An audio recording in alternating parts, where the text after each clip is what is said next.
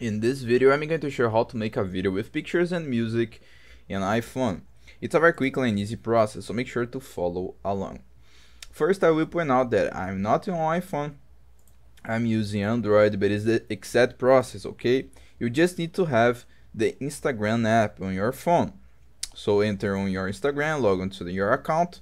So swipe to the right, come on start page, and take any picture.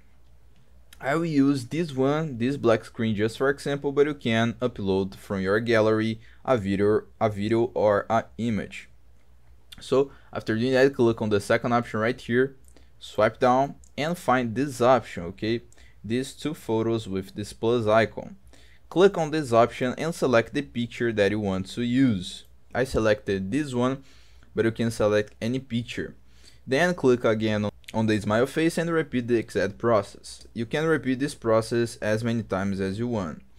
Then, to add the music, click on the exact option and find for music by here. So click, and here you can search your music. So for example, I like to use this one. Search the music that you want to use, click. Then select the time of the music that you want to put on your video. By here you can also select the clip duration, and you can put lyrics if you want. You can turn off, you can put the music, okay, the music logo, and click on done right here to put the music.